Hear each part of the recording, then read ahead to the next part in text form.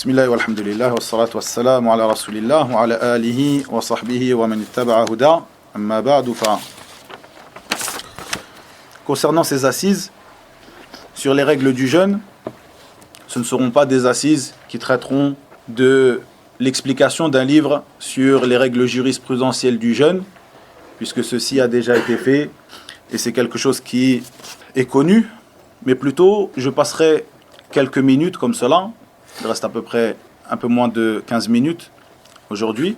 Quelques minutes pour détailler plusieurs sujets traitant du jeûne, des sujets qu'on a besoin et qui ne sont pas abordés généralement.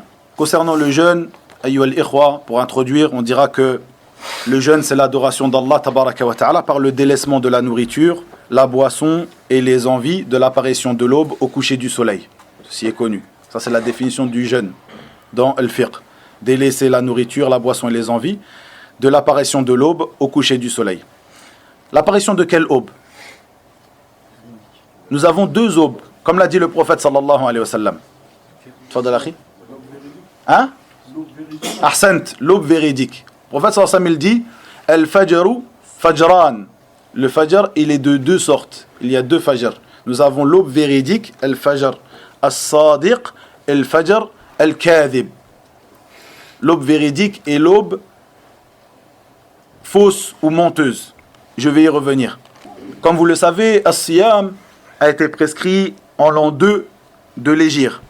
Et Allah tabaraka wa ta'ala nous dit Ya ayyuhalladhina amanu kutiba alaykumus siyam kama kutiba ala alladhina min qablikum la'allakum tattaqun. Dans le sens approximatif de ces paroles, tabaraka wa ta'ala, ô les croyants, on vous a prescrit as-siyam comme on l'a prescrit à ceux d'avant vous, ainsi atteindrez-vous la piété. Et Allah tabaraka wa ta'ala dans ce verset, comme le disent les gens du tafsir, nous informe de ses faveurs qu'il accorda à ses serviteurs, qu'il leur a prescrit le jeûne as-siyam comme il l'a prescrit aux communautés précédentes, car le jeûne as-siyam fait partie des ordres et des prescriptions dans lesquelles il y a un profit pour la créature, et ceci à n'importe quelle époque, ceci de tout temps. Puis il expliqua tabaraka wa ta'ala la raison de la prescription du jeûne. La'allakum tattaqun. Donc la raison de la prescription du jeûne est d'atteindre la piété par l'obéissance aux ordres et le fait de s'écarter des interdits. Et ici, Allah tabaraka wa ta'ala avertit sur le fait que le but de as-siyam n'est pas seulement de se restreindre à l'abstention de boire et de manger pendant la journée, mais plutôt le but de as-siyam est de pratiquer des bonnes œuvres et de s'écarter des interdits. Donc une personne qui jeûne, qui ne mange pas et qui ne boit pas pendant la journée, mais qui fait toutes sortes de péchés, sans aucun doute cette personne-là, son jeûne ne sera pas complet. On ne dit pas qu'elle ne sera pas valide, bien que il y a des divergences, et ceci est un sujet de divergence qui est traité dans certains livres, auprès des savants, sur le fait, ou sur le sujet de savoir est-ce que an-namima wal-ghiba, c'est-à-dire la calomnie et la médisance et ce genre de péché de la langue, comme d'autres péchés, annulent le jeûne ou pas. Au point que des grands savants de l'islam ont divergé et ont débattu à propos de cela. Et que certains ont dit qu'elles annulent le jeûne. Ce n'est pas quelque chose d'anodin. As-sahih, la vérité, ce qui est authentique, c'est que ceci n'annule pas le jeûne. Mais ceci n'est pas anodin. Et Allah tabaraka wa ta'ala nous a dit dans ce verset, le but donc de cette prescription du jeûne, la'allakum tattaqun, ainsi atteindrez-vous la piété. Donc ce n'est pas simplement de se restreindre de boire et de manger et de faire ce que tu veux, soit de dormir toute la journée sans œuvrer de bonnes œuvres, soit d'œuvrer de mauvaises œuvres toute la journée, de dire c'est le mois de Ramadan, je suis à jeun, j'ai accompli mon mois de Ramadan. Non, ce n'est pas comme ça. Ceci est très important, c'est un rappel pour nous. J'ai parlé de l'fajr, donc certaines masaïl, certains sujets que je vais ramener ici, c'est le but de nos cours. Et sans aucun doute, la meilleure manière d'accueillir le mois de Ramadan, comme une des meilleures manières de le passer, est d'apprendre les règles qui sont en relation avec ce mois et avec le jeûne de ce mois. De même que les autres adorations qui sont légiférées durant ce mois. Donc une personne, je vais évoquer certains points ici, et chacun d'entre nous verra en lui-même si il connaît ces sujets ou il ne les connaît pas, s'il a besoin de les apprendre ou s'il n'a pas besoin de les apprendre, s'il a besoin de lire et d'apprendre sa religion ou pas. Parmi ces choses qui sont importantes de savoir et qui doivent être étudiées pendant le mois de Ramadan, premièrement, tout ce qui est en relation avec le jeûne, parmi ces choses-là, ces introductions que je viens de mettre en avant, pourquoi le jeûne a été légiféré, quand est-ce qu'il a été légiféré, comment a-t-il été légiféré, car le jeûne, il faut savoir qu'il a été légiféré de manière progressive, et autre que cela. Les annulatifs du jeûne. Est-ce que chacun d'entre nous connaît les annulatifs du jeûne de manière détaillée? Et comme je l'ai évoqué dans la khutbah de la semaine passée, pas celle de vendredi mais celle de la semaine passée, il y a plusieurs sujets qui reviennent à chaque fois pendant le mois de Ramadan et qui sont des sujets donc qui reviennent de manière récurrente, mais qui sont des sujets qui sont connus depuis de nombreuses années, comme par exemple les piqûres en intraveineuse, est-ce que ceci annule le jeûne? Aller chez le dentiste pour se faire enlever une dent, est-ce que ceci annule le jeûne? Et autres. Chacun d'entre nous, il fait un retour sur lui-même, il sait s'il connaît ces sujets ou il ne les connaît pas. Barakallahu fikum. L'obligation de rattraper le jeûne, pour qui cette obligation? Pour qui il ne sera pas obligé de rattraper le jeûne? De même que la permission concernant le fait de délaisser le jeûne, comme la permission pour celui qui est malade, pour celui qui est en voyage et autres. Comme les sujets qui sont en rapport, sujet aussi récurrent qui revient tous les ans, celle qui est allaite et celle qui est enceinte. Les sujets qui traitent du jeûne surérogatoire, puisqu'on parle du jeûne du mois de Ramadan, mais le jeûne est une adoration qui est à pratiquer tout au long de l'année. Bien sûr, ici on parle du mois de Ramadan, mais c'est une occasion aussi de connaître, pour certaines personnes qui ne jeûnent que pendant le mois de Ramadan, de connaître, qui est l'obligation, qui fait partie d'un des 5 piliers de l'islam, mais pour ceux qui ne jeûnent pas le reste de l'année, de connaître aussi les formes de jeûne surérogatoire. De même que la retraite spirituelle, ce qu'on traduit de manière... ce qu'on traduit approximativement par la retraite spirituelle. Al-i'tikaf, qui est une adoration à pratiquer pendant le mois de Ramadan. Connaître ses règles et savoir la pratiquer. De même que ce qui est en rapport avec Al-Qiyam, donc Salat al-Tarawih, à propos de quoi nous allons détailler, que ce soit aujourd'hui si on a le temps ou la semaine prochaine. Al-Qiyam a des règles qui sont importantes de connaître. De même que la récitation lors de l'Qiyam. De même que la manière de faire dua al-qunut. Et beaucoup de gens malheureusement se trompent. Et bien sûr ceci ne touche pas seulement les imams dans les mosquées, puisque la prière de Tarawih est à pratiquer à la mosquée comme à la maison.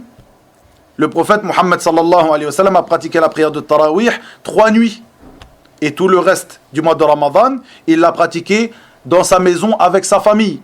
Puis Omar ibn al-Khattab, radiyallahu anhu, et ceci fait partie d'une des sunnahs de ce calife bien guidé, a réuni les gens autour de Ubay ibn Ka'b, radiyallahu anhu, qui lisait le Coran à la mosquée et il priait toutes les nuits à la mosquée. Donc, ce qui est bon de faire, c'est de prier à la mosquée avec l'imam. Mais si tu pries à la maison, on ne dira pas que tu as laissé la prière de Tarawih, tu pries Tarawih à la maison. Donc à ce moment-là, c'est toi qui deviendras l'imam pour les gens de ta famille. Tu dois savoir comment te comporter, comment faire la prière de Tarawih, comment pratiquer al-Qunut, ce dua qui est fait lors de la raka'at de l'witr. Comment pratiquer le witr? Est-ce qu'il est légiféré de dire al-shafa' ou al-witr?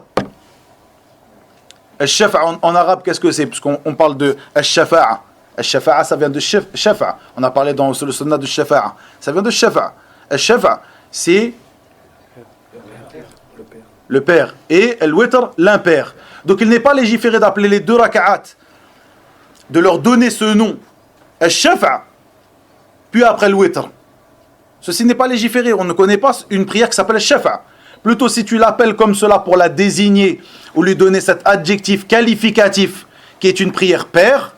Et ce qui est venu dans la sunna, c'est mathna. Le prophète sallallahu alayhi wa sallam, il priait de nuit. Mathna, mathna, comme dans le hadith d'Ibn Abbas et autres.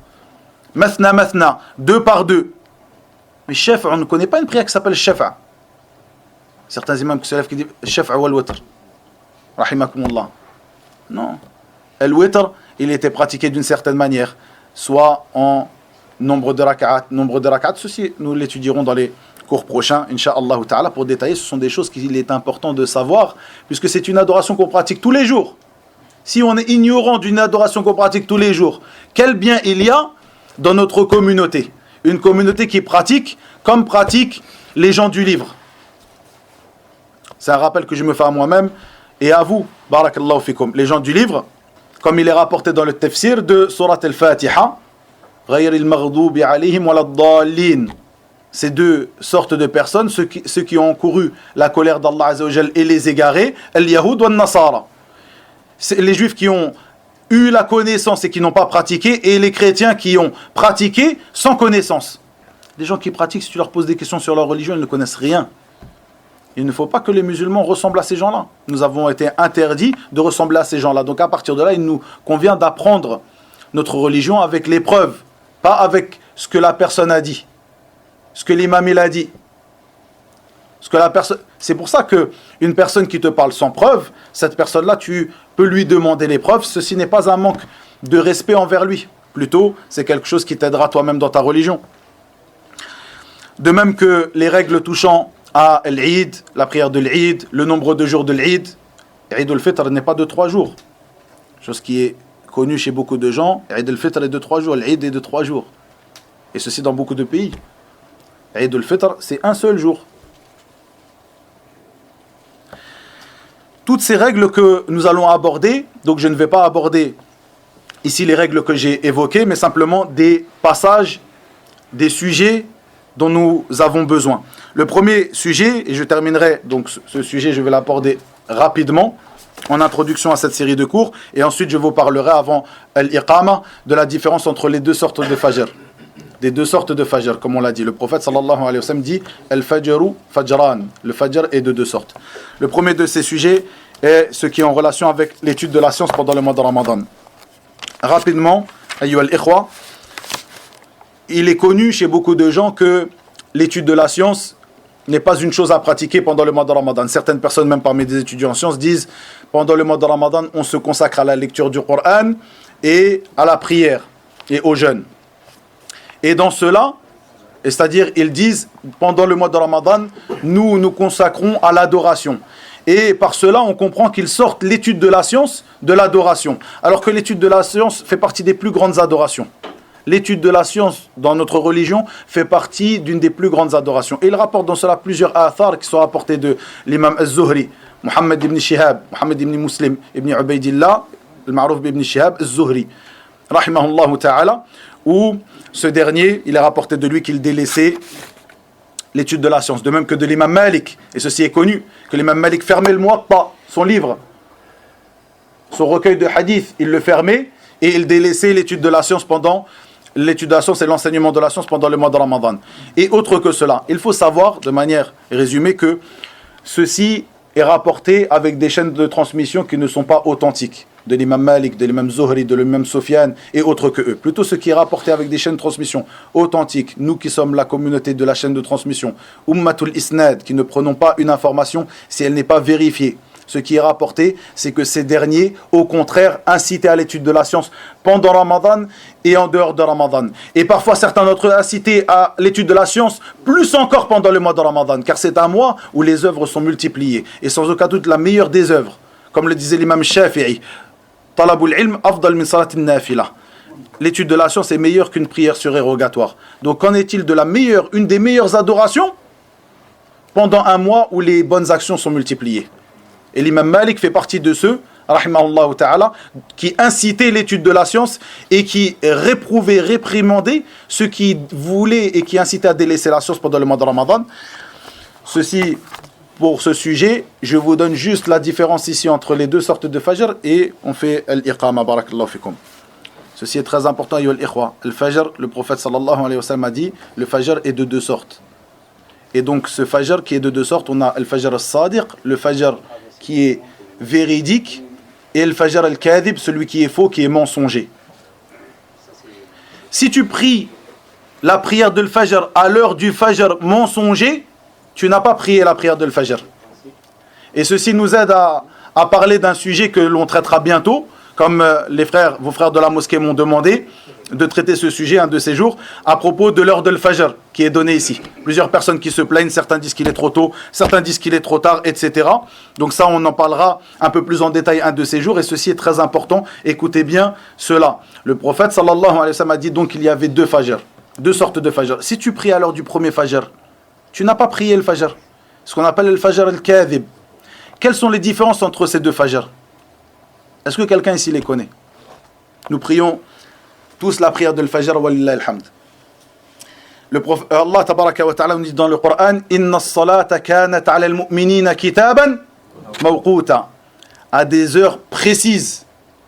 Donc chaque prière doit être priée à son heure. Si tu pries avant l'heure, tu n'as pas prié.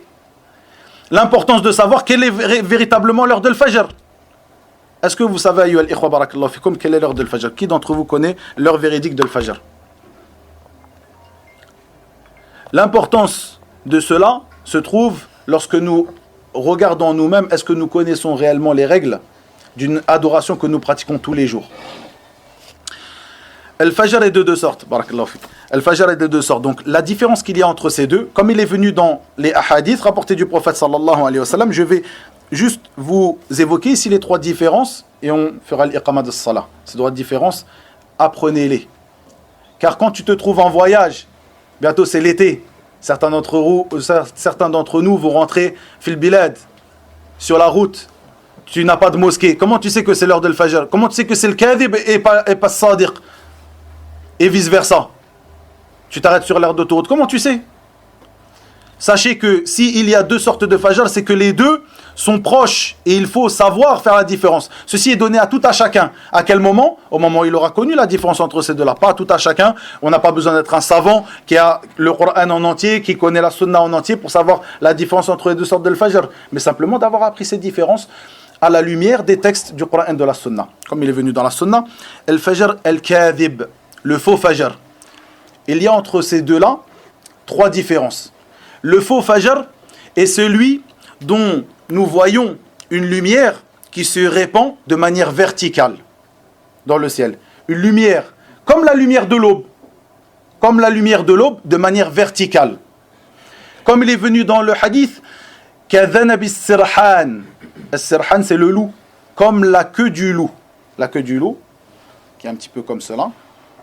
Le prophète sallallahu alayhi wa sallam nous a indiqué comment il était, donc ce Fajr kadhib, le faux Fajr, qui se répandait à l'horizon comme la queue du loup de manière verticale. À l'inverse du sadiq, du vrai Fajr, qui lui se répand de manière horizontale. La lumière de l'aube se répand de manière horizontale. Vous pouvez trouver sur internet des photos qui montrent les deux sortes de l'Fajr. Et si vous vous réveillez un petit peu avant l'heure de l'Fajr, vous pouvez regarder. Lorsque vous habitez un petit peu loin de la ville, ou si vous sortez un petit peu loin de la ville, vous allez voir ça très clairement.